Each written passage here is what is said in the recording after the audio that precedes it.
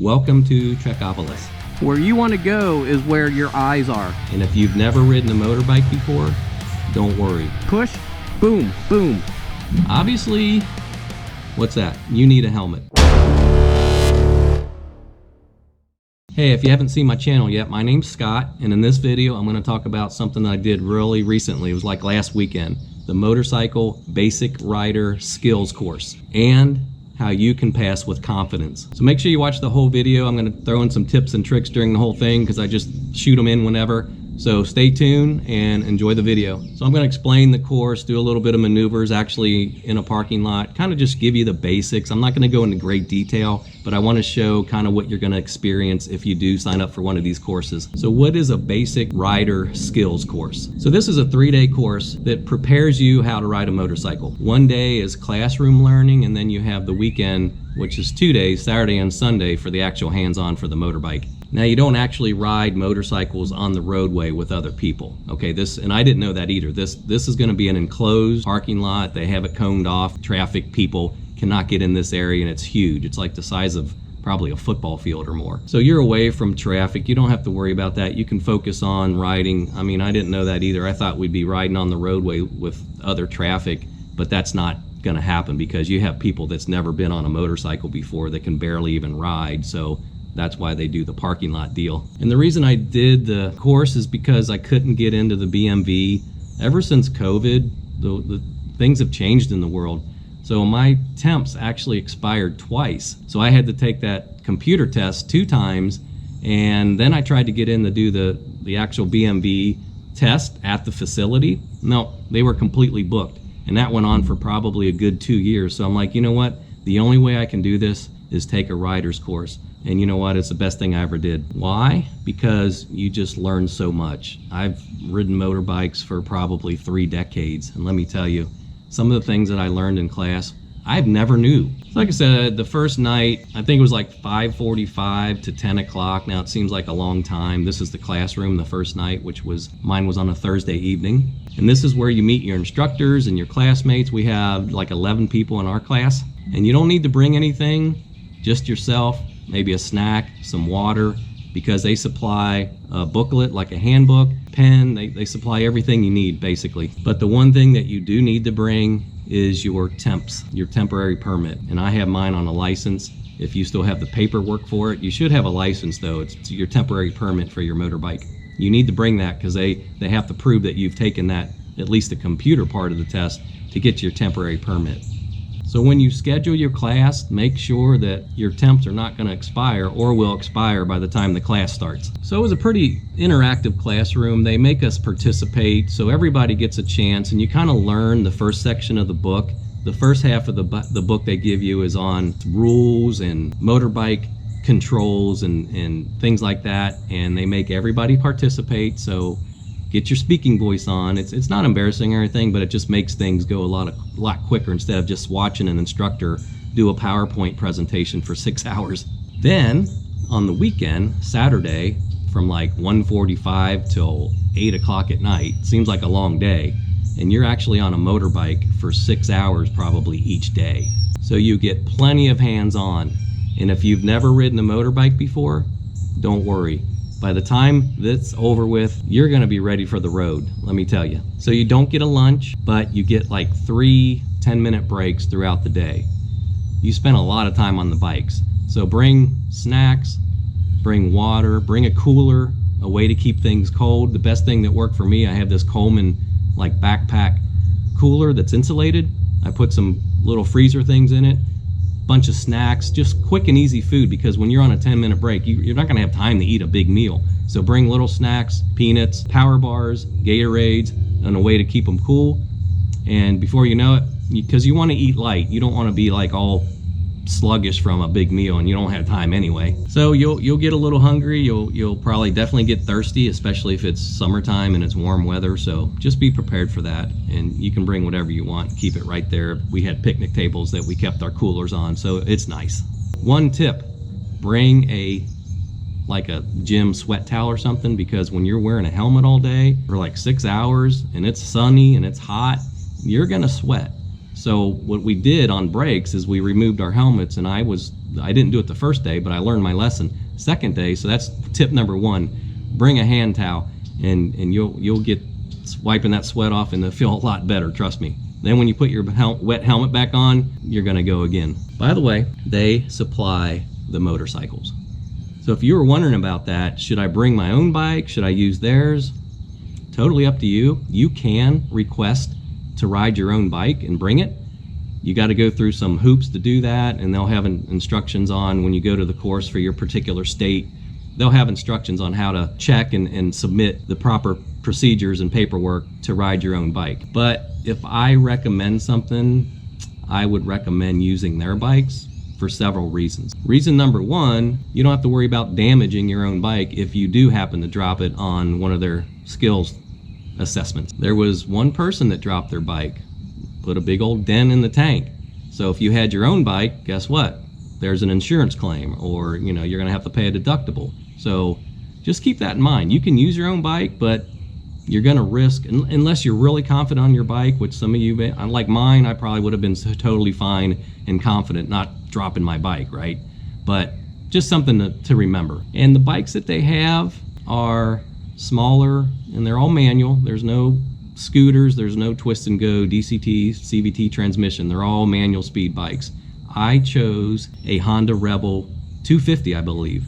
And I'm telling you, it was a small bike, but it was very comfortable. And I opted to use one of their bikes because I actually wanted to ride, and it's been a while since I rode a manual bike. So I wanted to learn on a manual shift bike just some of the tips and tricks that they provide. So it was a really good experience. So I would recommend just using their bikes. It's a lot easier, and then you don't have to worry about dealing with potential damage to your bike. In fact, the Honda Rebel 250 was a lot more comfortable, I'm sorry to say, than my ADV. And the ADV is great, don't get me wrong. Don't like, oh my gosh, you've been recommending the ADV for years. I'm not saying that. The seat was the biggest factor. I've always mentioned the seat on this ADV is a little like a park bench, like I'm sitting on now.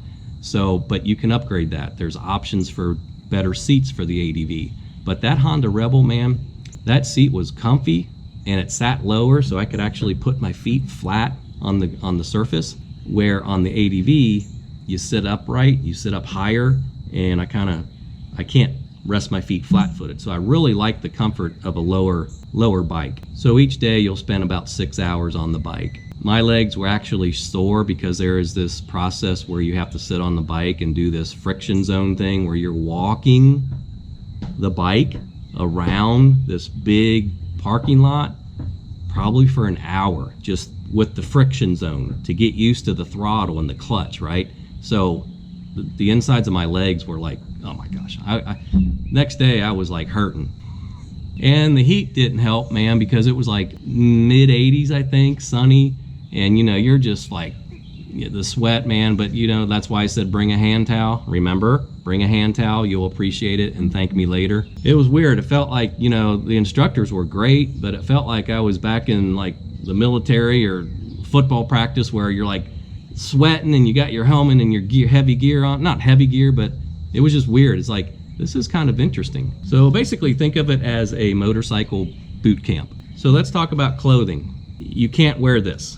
Okay, well you could if it was long sleeve. So you have to wear a long sleeve shirt or jacket that even when your arms are stretched out straight, they have to cover the actual part of your glove. So you can't have any like skin exposed. Tip number 2, wear something cool like a light colored long sleeve, maybe like a fishing shirt, okay, like they do in the summer when you see these bass tournaments on TV. They got these fishing things. You can get those at Dick's or Cabela's. And if you have time, get yourself one of those, especially if you're going to do this in the summer. Now the pants, obviously they got to be long pants, either denim or they call sturdy material, which is like a fabric, kind of more, not sweatpants. You can't wear yoga pants, guys. You can't do any of that. You got to wear something sturdy, and they will check all this gear when you show up. So long pants, don't have any holes in the pants, like the real popular jeans that are distressed look and they're ripped. Nah, they'll make you leave. You can't wear those, okay? So just keep that in mind. Solid material, no holes, no skin exposed. They're really sticklers about skin exposure on your arms, on your legs. Just, they'll send you all this information too, but I'm just trying to give you some tips. Gloves, you need to wear gloves. Now, if you already have motorcycle gloves, that's fine. If you don't, honestly, you can wear garden gloves, and I'm not joking. The instructor said, we don't care what type of gloves they are, they just can't show the skin. They can't have the holes in the knuckles like those leather exposable knuckle gloves. No holes, no rips, no tears. They will inspect your gloves. They look at them, but you can use garden gloves with flowers on them. It doesn't matter, just as long as it covers your hands, okay? Obviously, what's that? You need a helmet. They have helmets, don't worry. Now, if you don't have a helmet yet, you don't have a bike, you don't need any of that stuff. They supply the bikes, they supply the helmets, but you do need gloves, shirt, and pants, and shoes. So your shoes need to be covering the ankle. You know your ankle bone on your foot, you know where that is, right? That has to be covered. So like a sturdy boot, what they don't accept is those high top Converse, real thin material shoes. So you want either a boot, and what I have is some like Murel hiking boots, and I wore those because they're high enough. They're like a high top that covered the ankle, and they will check. They'll make you raise your pants leg and make sure that your boots or shoes are covering the ankle. So keep that in mind too. So getting back to the helmet, you need either you can have a full face helmet. I have a modular with a shield, so you can wear the shield and that's fine. Or if you don't have a shield on your helmet, you have to wear goggles, okay? Your eyes have to be protected, but your helmet has to have either a face shield or you have to wear goggles. You need some type of eye protection. My helmet, as you know, has a shield, and that's fine. Actually, I put the shield up and I put down my visor. I have one of those things on the side of my helmet that drops a sun visor, so I could do that. As long as your eyes were protected, or you have to wear goggles and then your helmet, because you have to have your eyes protected at all times. That's just one of the requirements. But like I said, if you don't own a helmet yet, they supply many helmets. They probably had 20 different helmets that you could pick from, okay? So don't worry about that. You can find one that you like. So for the pants, I think the best thing would be, jeans are hot. I can't stand jeans. I hate jeans, especially riding a motorbike, and I know it's real popular with bikers, but I don't like the heavy denim feel. So I had they're more like hiking pants, I would say, which were a little thinner than denim, but they were still acceptable for the class because they were a sturdy material, and they were a wicking material, so it kept me, actually my legs and everything were fine, and they did a nice job, because if you wear very heavy denim jeans, you're gonna roast, man, especially if it's in the summer. So maybe as you're looking for your long sleeve shirt, buy a nice pair of like moisture wicking hiking pants or something, but keep in mind it can't be a super thin like yoga pant material. It's got to be like a sturdier material, you know what I'm talking about. So just look for it and you'll find something you really like that's going to keep you cool. Maybe like a khaki color or a lighter color to reflect the sun. This is all about trying to stay cool, because if you're booking one of these in the summer, and this is more what I'm talking about, because mine was like 85 degrees both days and sunny. So just be comfortable. Buy your clothing based on what time of year you're going to take this course, and I think they only offer it during more of the warmer months. I could be wrong, but I don't think they offer them in the winter time. So just check your local state and see what the rider courses, like the time frames would be. Your helmet has to be a DOT approved helmet or a Snell. There's many different categories for rated helmets, but it's got to be one of the approved. If you don't have a DOT sticker on the back, and you're not sure, they will inspect it, and if it doesn't look like it's classified as a DOT or a Snell or one of those organizations, you might have to borrow one of their helmets. They call them helmet endorsements. DOT is one of the endorsements, so one of those organizations I'm talking about. So safety is their main concern. They want you to be protected, because if somebody gets injured in one of the courses, which is kind of probably be hard to do, you'd have to literally fall over and hit your head on the ground, or you're not really going fast enough to get a lot of road rash, even if you wipe out, because I think the fastest we've ever went was probably 15 to 18 miles an hour. But you still want to, they still want you to have that skin protected. So if you already own a motorcycle jacket, that's fine. If you already got motorcycle gear, that's cool. You know, especially if it's meant for warm weather and you're comfortable with it already, perfectly fine. And what you choose to wear after the course, totally up to you. But it's their course, it's their rules, so you gotta abide by them. Let's talk about rain. I was so lucky that we got a beautiful 85-degree and sunny both day weekend, but they ride in the rain, okay? So if watch the weather as the week progresses. And I have like a Frog Togs. I did a video on that where I did a review on this Frog Togs. I keep it in my bike and this underneath the seat, but they will ride in the rain. So if it looks like it's going to be rainy weather, get some rain clothes. You don't have to wear them. You don't have to buy a rain suit, but if you want to sit in wet clothing all day, that's your choice. And I don't know about you, but I don't like to sit in wet jeans or wet pants. That's just uncomfortable for 6 hours, 7 hours a day. So get a rain suit if you can. The Frog Togs is cheap, and that's what I have, and it was a backup in case it did rain. So when you sign up for the class, you will get an email, and it's going to explain pretty much everything I'm talking about in detail, what you need to bring to the class, okay? So I think I covered most things. If you have any questions, I won't ramble on. I'm going to get to the parking lot and show you kind of some things, but if you have any questions, drop them in the comments, and I'll do my best to answer it now that I've been through the course. Okay, so just let me know. But just so you know, when I did the demonstrations on the parking lot, as you'll see coming up, I don't have cones. I'm not going to get elaborate, and I'm not going to do measurements and lay out these cones. You'll have plenty of time to learn this stuff.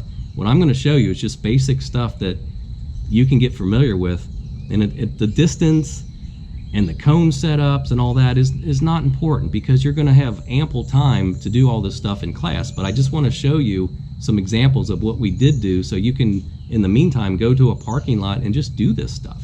It's not complicated. You just got to know the right technique, okay? So that's what I'll show you here. Now keep in mind, this is the state of Ohio. I would suspect that most states have similar rider courses and instruction because they're state mandated. But check with your state. But the stuff that I'm going to show you here in the parking lot coming up in the video is, I would say, pretty much classified all over the country as far as similar processes, because it's just basic motorcycle skills. And don't worry about riding one of their bikes, and they're so easy to use. I'm telling you, this little Honda Rebel 250 was a breeze. I mean, it was very enjoyable, and it's not anything that, because if you already own a big Harley or something, it's okay. Use one of their bikes, and just it's going to be the same concepts. Your bike might just be 800 pounds where their bike might be 450 pounds. It's still the same principles. The worst thing you can do is go on YouTube and follow some random videos about maneuvering when you really don't know what you're talking about, because if you have a big heavy Harley and you're doing some advanced skills that some of these people that ride Harleys are very skilled, you've seen those videos where they're just whipping them around. If you try that without baby steps, you might drop it and spend a lot of money, and unfortunately you might get hurt. So go through the course before you start doing all this crazy stuff, because they will teach you baby steps. Each has its own progression, okay? The stuff I'm showing you is just very basic stuff, and you can practice this on your own. That's why I don't want to lay out cones and confuse everybody on, oh, you got to do this and you got to do this. No, you'll have plenty of time to do all that, like I said.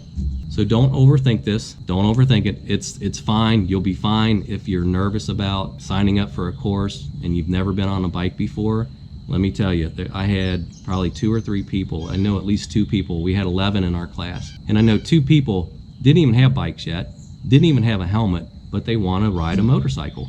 And they passed, no problem. All right, enough talking. Let's go. Yeah, being back on the ADV after I rode this Honda Rebel 250 for about 12 hours straight feels a little different. I know I've harped on the seat quite a bit, but man, this seat is definitely like a lot stiffer than the Honda Rebel seat that I was on. Granted, it's a cruiser bike, the Rebel, even though it's a small 250cc, it's a smaller bike, but the seat fairly well broken in, I can imagine, and it was very comfortable. I got on that thing and I'm like, wow, this is nice. Then I come home and for some reason I get on the bike and it's just a completely different feel. With the ADV here, you're sitting pretty much upright. It's just different. The seat's harder, the seating position is a lot different than a cruiser bike, and I really enjoyed the cruiser, and it was easy to handle. And I'm going to demonstrate some of these things now in this parking lot. Now I don't have cones, like I said, and all that stuff, but the biggest thing I want to show you, because when you do the rider's course, if you do, and I suggest everyone sign up for one, like I said, but we'll go down here and we'll demonstrate a little bit. So the first thing they'll have you do is pick out a bike. I chose the Honda Rebel 250, and the first thing you'll do is you'll go over some of the controls in the classroom the few days before that, but they're going to get you very comfortable with the bike. So they teach you the mount the bike. Basically grab both handlebars, pull in the brake, straighten the handlebars, and then swing your right leg up over the seat and get on the bike. And then you can release the brake, but you always want to keep your hands and your wrists straight on the bike. That's real big for them, keeping your arms and hams straight. Arms and wrist, I should say. So the next thing they want you to do is start the bike. And before you start the bike, they go over the controls, like very basic. They'll basically have you like practice the throttle. They'll get you used to controls. Now the Honda Rebel had a key, like I like. So what they want you to do to start the bike is make sure your kickstand's up, and there's a fuel valve. Some bikes have the fuel on, off, reserve. So on the Honda Rebel, they had a fuel valve, and every time you got off the bike and every time you got on the bike before you started it, you had to turn the little fuel valve to the on position. So remember that. Always, they just want you get in the habit of that motor skill. Just turn, when you exit a bike and it has one of those fuel valves, you want to turn it off at all times, and that prevents any fuel leakage or anything. So they just want you to get a habit of doing that, okay? So you turn your fuel valve on, you turn your key on, and I'm simulating what you'll do in class, and it's going to be different. You'll have a key for most motorcycles in the class. Make sure your kill switch is not off, but at the on position.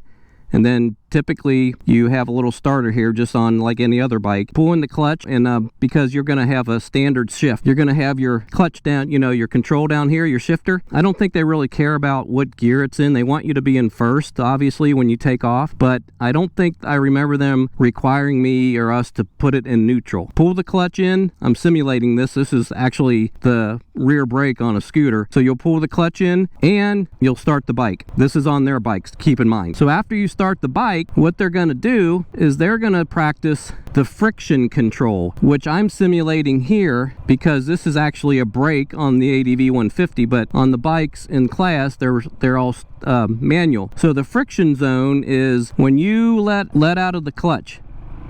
You want that bike to rock, and so what they'll do is you'll be up on your heels, and they want you to practice the friction zone. So you'll give it a little throttle, and then you'll release the clutch just in the friction zone, pull it back in, and that's it. And then you'll roll backwards. And you do that again. Friction zone, back. Friction zone, back. And when I say we do this in class a lot, you will probably spend, I'm not joking, probably 30 minutes doing this and back. And you're sweating and you're like, oh my gosh, how long do I have to do the friction zone? But you know what? They want to get you used to that clutch, because there's a lot of riders that has never been on a motorcycle before. So you get really familiar with your friction zone, they call it. So after you do that forever, then they want you to do the friction zone enough where you actually move the bike. Okay, so now you're going, but what you're doing is you're walking with it. So you're walking like with your legs. I don't know if you can see them, but you're doing this. And you're going around the parking lot, and you're just barely on that friction zone, they call it, with the clutch. And you do this for another probably half hour. And I'll tell you what, man, my legs were sore because the seating position on the Rebel, it was like made my legs sore on the inside from doing this constant walking like this.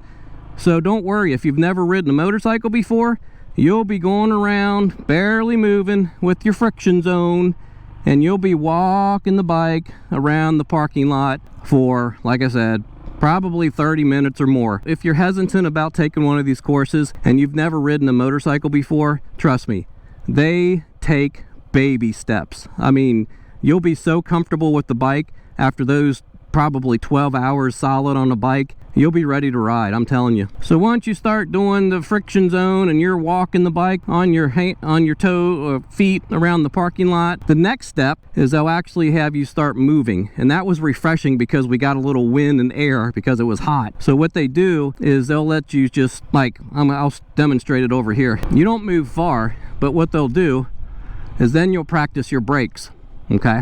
So again, on a motorcycle, standard shift, your brake lever is down here on the right next to your foot peg, you know, in front of your foot peg, and your front brake is up here on this handlebar. On a manual shift, this is your bike, this is your clutch.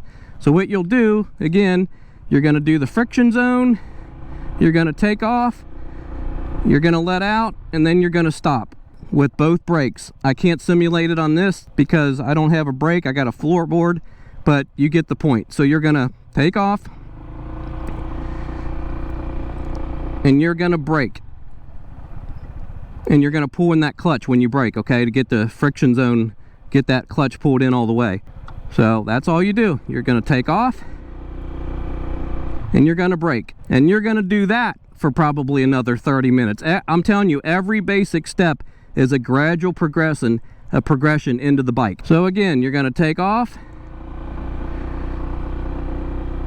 and you're gonna brake, and you're gonna use both brakes, your front brake and your back brake. So I think that was part 3. That was 3 things I covered right there, and I'm trying to remember them all. So once you get moving, they're going to demonstrate how to push the handlebar and turn. So you're going to have some cones. Imagine some cones lined up here. I don't have them, but you're going to be weaving in and out of the cones real slow and lightly. And that's all you're going to do, and then you're going to come to a stop. So again, you're going to have some cones up there, the weave, you're going to do your friction zone, and you're going to go around the cones at a very gradual pace like this. And that's, I think, step 4. And then you come to a stop with both brakes, pulling your clutch. That was the 4th thing I believe we learned. Another thing you're going to learn is how to do a U-turn, like a quick U-turn, not quick as in speed-wise, but a tight U-turn. So what you do is you look in the direction you want to turn. You have to turn your head and look, and that's the biggest key to any turn. So when you turn, they're going to have you go, and you're going to look. And when you look, you just naturally are bound to go that way. Where you want to go is where your eyes are. So you want to go this way, and you want to do a U-turn, look that way, the bike leans, and you go that way. So what they told you to do was, if you turn and you want to turn left, which way do you push on the handlebars? Left. And it sounds like it's backwards, because look, when you push on the handlebar, what happens to your bike? Your handlebars turn to the right. I'm like, no, I want to go left. Well, watch for your bike. Your bike leans to the left. See how it's leaning? So we practice that. We practice that in class. Whatever way we push on the handlebar, the bike leans in the same direction. So watch, when you're turning, and now you're going to push on left, we're going to do a U-turn. See how that turn? You do it gradually though, and I'm not moving really fast, but you turn and you move your head and you look in the direction you want to turn. And it's a lot easier when you're going faster. It's kind of difficult when you're going slow, because you almost don't have to push that much. You can pretty much almost steer like a regular steering wheel, because you're going so slow. But what you do is you push and you look in the direction you want to turn. And I think that was step 5. But again, guys, every step, every process they do, you do it for, like, I'm not kidding you, feels like an hour straight, so you'll get the hang of it. One of the other things that they did was an emergency stop. So you'll be lined up. Let's imagine this is being the cones, this line right here. Oh, another thing I forgot to mention, when they do a stop, they're going to have a square on the ground. So what you want to do is, when you stop, they want you to stop within that square. Like, let's pretend that's a square. You're going to use both brakes and you're going to stop in this square, and you're going to do that for a long time, just practicing stopping. So another maneuver is called the quick stop. or the emergency stop. So you're going to line up on a set of cones, like pretend there's cones, and you're going to have like 2 cones down there, and as soon as your front wheel passes those 2 cones, then you want to apply both brakes and you want to stop as quickly as possible without locking up the tires. So you're going to do the majority of a squeeze with your front brake as you're depressing the back brake, because when you squeeze the front brake, the inertia of that stop is going to put more force on that front wheel, and you're going to have more stopping power with your front brake. So it's kind of hard to show an example on a scooter, but let's pretend there's cones down there. You want to get to about 15-18 miles an hour, and then you're going to stop, okay? And you're going to stop pretty abruptly without skidding.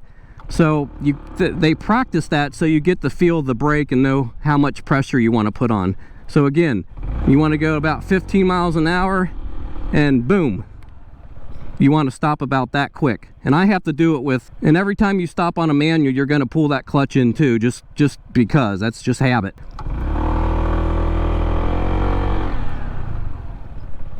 And that's it. So you do that for about 45 minutes, just emergency stop, they call it. So what I'm doing, guys, is I'm just kind of showing you kind of the things you'll go over in class and keeping them very basic, because most things were basic. I think one of my favorite things was the weave, they call it. So the emergency weave, you know, when you see like you're on the road and oh my gosh, there's something in the road, there's a brick, there's a cylinder in the middle of the road, or there's some roadkill, whatever. You want to do the weave maneuver where you push on the handlebar and you push one way, you miss the thing in the road and you push the other way. So you're going to practice this weaving, the weave they call it, and I'll show you kind of how that worked. You don't have to be flying to do this. I think they only had us going about, I think the fastest we ever went in class was maybe like 10 to 15 miles an hour. But let's say you want to weave around something. So this is kind of the idea. You're going to be going along, and to weave, you press on the handlebar. And see how the bike weaved? It just turned abruptly. I'll show you again. So you press one way to weave, and you press the other way, right, and then back left. And this scooter being so light and just nimble, it's a little challenging to even show that maneuver. I'm gonna try it here on this.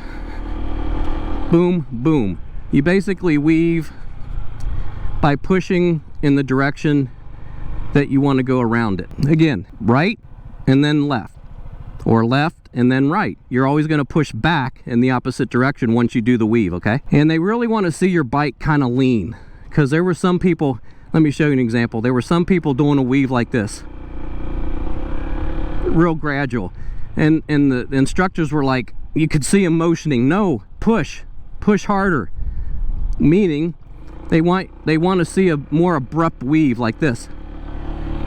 See how I weaved? My bike just went choo choo, and it missed that whatever would be in the road. You just go around it real fast and right back on the road. Like, watch, push, boom, boom, and you weave. That's it.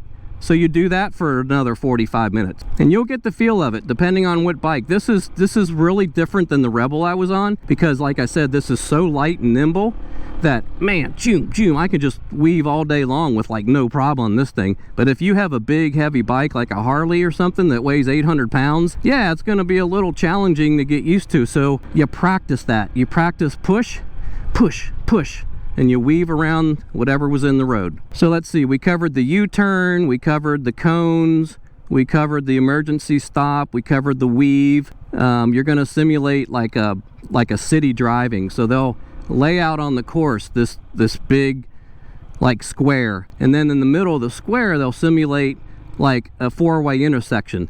So you want to come up to the four-way intersection like you're going into town, and you're going to use their signals. Now they're going to introduce you to your turn signals. So you want to put your signal on, make sure there's traffic coming, and then you go out and you cancel your turn signal. Now, on the bike I think the Honda Rebel, it was similar to this. The turn signal was on one side of the handlebar. If you're using your own bike in the class or something, you may have turn signals on either side. So, but the key is, when you're going into the little city part of the course, They want you to stop. They want you to come to, there'll be cones laid out so you'll know. Turn your signal on in which direction you want to go. You look and you basically take off. Cancel your turn signal, because what they will do is they'll sit there and go like this. And you see them doing this. This means cancel your turn signal, because nobody remembered to do that. And so the instructors for a half hour are going like this, because until they get in the habit of canceling that. Now, because I've been riding so long, this is like a habit for me. I find myself doing this just when I'm riding. I'm sitting here canceling my, just because it's like muscle memory now. I just always remember to cancel my turn signal. So you'll do the city driving. It's like I said, it's a 4-way stop.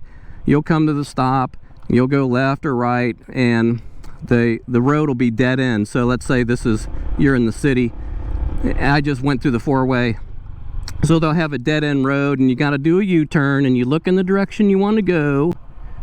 Then you'll come back, and you'll come back to the stop sign or red light, and you'll stop, and you could either go straight, or you can turn right or left and go out to the main big square they have, which is like going around the city. So that's kind of fun. I think we did that for like an hour, and I did a lot just going around the loop to let other people, because I mean I was pretty familiar with a lot of things. So I went into the city a couple times, and I was watching the instructors, and I'm like, well, I better go in there at least once or twice. But it's pretty basic stuff. Okay, let's pretend we're getting off the bike. So the first thing you want to do before you get off the bike, hit your kill switch. They tell you that in class. Then you turn off your key. In this case, I turn off my key fob. And then you turn off your fuel valve if you have one. So kill switch, key, fuel valve, kickstand, and then when you mount the bike, swing your leg back over the seat and always turn your handlebars to the left. Okay, now that's the proper way to exit the bike or get off the bike, and you'll do that every time. So again, when you get back on the bike, grab both handlebars, apply the brake, turn them straight, swing your leg over, kickstand up, fuel valve on, turn your key on, kill switch to the on position, clutch in, brake. There you go. And that's exactly what you do in class. So you get used to that right away, because they do it every time you get on and off the bike. That's what you got to do. You're going to be doing a lot of just different turns. There's a course set up where you're going to like have a combination of all of those I covered. You'll go weaving through some cones, you'll go down a little bit, then you'll do a U-turn, and then you'll do like, they have a friction zone process where you want to get to, like, let's say there's a couple cones up here. You want to get up here and you want to brake, and then you're going to do the friction zone. So you're going to like do your friction zone, and you're going to rev the throttle, and you're going to stay in this friction zone between these cones for about 20 yards, just with like your friction zone about halfway. And then you're going to stop again, and then you're going to take off. You know, just something like that. That's just basic stuff. So I wanted to show the turn again. The turning is the big deal for them, is turns, and that's because, you know why? Because most accidents on a motorcycle, and statistics prove this, that most people crash on a motorcycle because of failure to execute a turn properly. And the reason for that is what? What do you think the reason for wrecking in a turn is? Speed. Going too fast, and they're losing control. So when you go into a turn, they tell you in class, and they really stress this. So let's see this. Okay, this turn's coming up. I'm going to be turning up here. What do I do? Okay, well, I got to slow down. Then I push and lean. Okay, but if I don't slow down, it's going to be very difficult in that turn to slow down. So you want to slow down before, right? So I'm going to slow down, and then I'm going to turn. So that was huge to them, and they explain all the reasons why, and they explain why so many people lose it in turns, especially inexperienced riders. So when you come up to a curve, and you're going down a windy, nice wooded, back road, and you have a lot of twists and turns, don't fly through those curves, because if you do, and you're going too fast, what you have to do to stop in a turn is another topic they do. So what you want to do is, let's say I'm coming into a turn, and if you're turning and you have to emergency stop, you want to straighten out and then stop or slow down. So it's always getting in the habit of straightening. You never want to apply the brakes as you're in a turn. You want to straighten out first.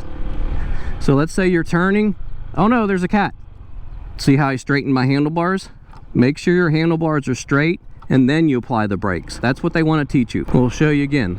I'm going through a curve, I'm turning. Oh no, there's a parked car. See how I stopped, but I straightened my handlebars?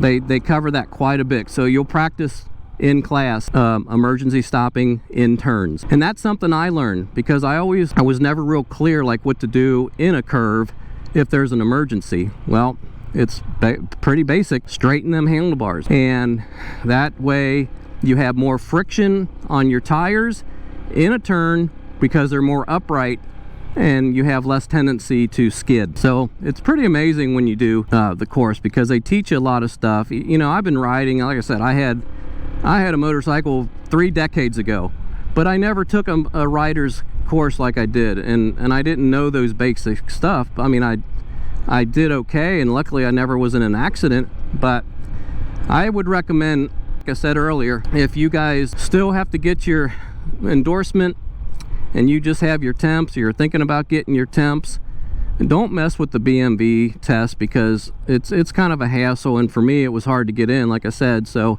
I just did the course. I mean, it was $50, and it'll save your life if you follow the rules. So I'm going to simulate now what I actually did on the actual final exam. And it was funny because we got done with our last exercise, we took a break, and they said, now we're going to do the final exam. Who wants to go first? And I'm like, nobody's saying anything. And I'm like, I'll go. I raised my hand, I said, I'll go first. So I didn't care.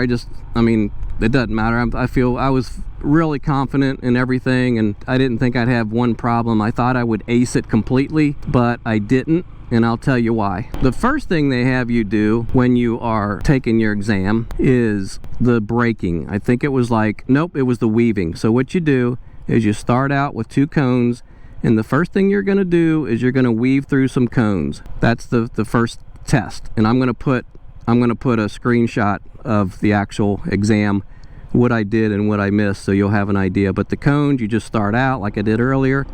You get going and you go around the cones, like about 5 cones, and then you come down here and you come to a stop.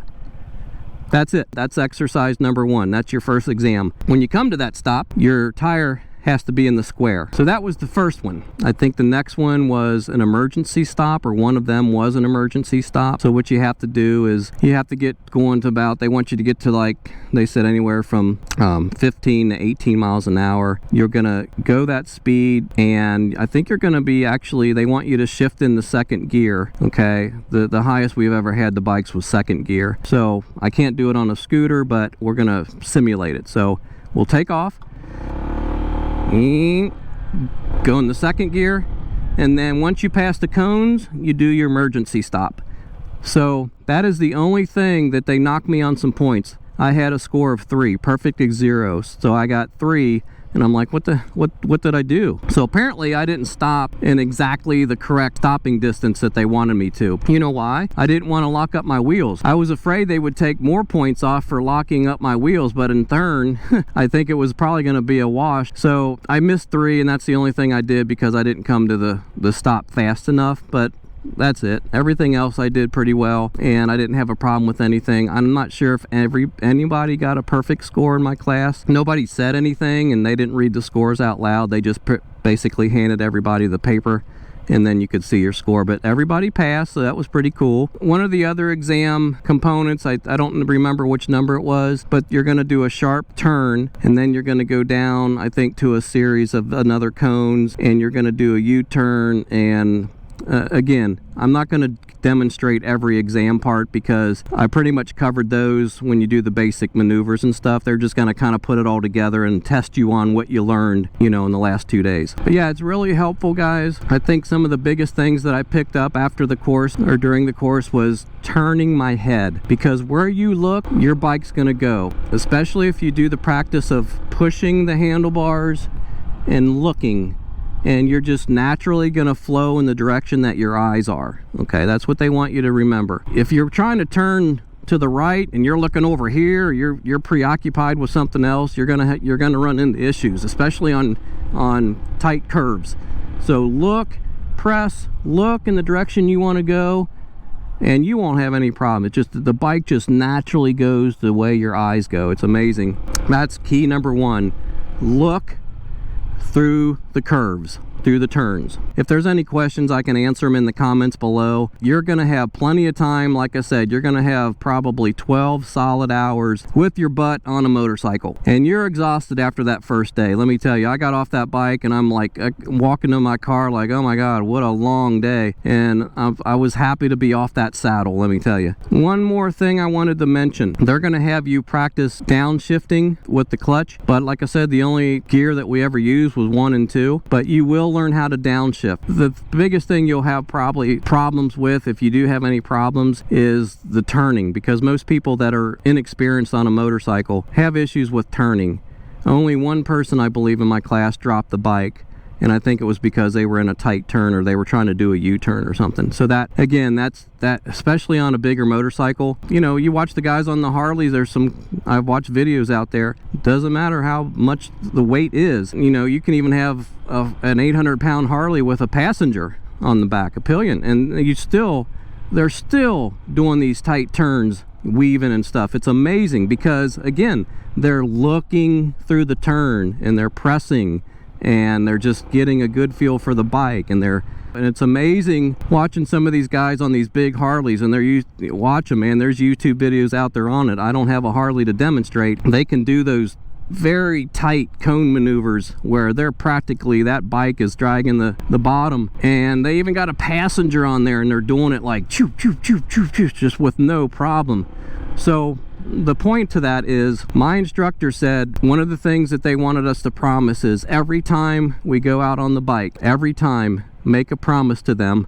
And most people are probably not going to do this, but I think I'm going to do this because it could save your life. Practice something on your bike, whether it's turning, whether it's emergency stops, whether it's stopping in a curve by straightening out and then emergency stop.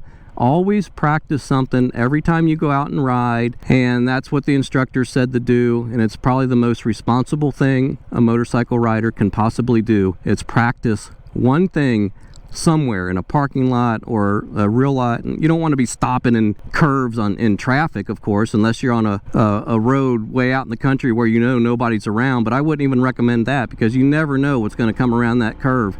But there's plenty of places like parking lots like this where you can practice all day long and never be bothered by anybody. So practice, practice, practice. So I hope you enjoyed the video. I know it was kind of lengthy, but I think you get a good feel of what you can expect when you go into this course. I wish every state would mandate a skills course like this because it would save so many lives, because so many bikers out there, including myself, for 3 decades, I picked up stuff that I never knew, especially about the pushing in a turn like I was demonstrating and turning your head. That is so critical. A lot of people lose it in curves because of that. They don't understand just the simple basic concept. So I think they should be mandated across the country. Before anyone sits on a saddle of a motorcycle on public roadways, you need to take a rider's course. And I don't know why the states don't mandate that. Probably about money, I don't know, but it should be. There's just too many inexperienced riders out there that get temporary permits and they're on big heavy bikes or crotch rockets and they're flying and weeding and yeah, you're gonna run into problems. I mean, most accidents are the motorcycle's fault, not somebody else. A lot of them are, I'd say the majority of them, like I said, are just failure to take a turn. You're going too fast. That's why I say they press and they harp on slow down before you get to a turn, before you get to a curve. That's huge. So our instructor said the most responsible thing a motorcycle rider can do is take one of these courses. And this is not about money. It's $50. and it may save your life. So just do it, sign up for it. And I would rather do this looking back than go to the BMB and take their little circuit. I mean, you're not going to learn anything that way. You'll probably pass it pretty easy, but the value of this course is invaluable because, like I said, it could save your life. So search your state for, they call it basic rider skills. That's the course. There's like about 4 different types of progression, and you can go back and do more an advanced course later down the road. So when you go and you pass the test, what happens is you'll get like 60 days so you can go to the BMB, and that waives your like your exam, and then you can get your M endorsement on your license. You'll get a new license, okay, and it'll have novice M, which is like an endorsement for motorcycle. Later, after some time goes on, you can go back to the BMB and you can pay them more money. I think it's after a year, if I'm not mistaken, and you can get that novice removed from your license if you choose to. To me, is no big deal. So again, thanks for watching the video. I know it was a little long, but I think it's very important. This was probably one of the most important videos I did as far as instruction. And it wasn't me, it's so much the course. I would definitely take one. And if you need any gear, check out the Trek store. I got some stuff like the Frog Togs things and the helmet, whatever you need. But let me know in the comments if you have any questions before you do take the course. I'll try my best to answer them. And I'll probably put under the community tab on my channel an actual topic where we can discuss that in more detail. Either way. So take care. Until next time, talk to you guys later.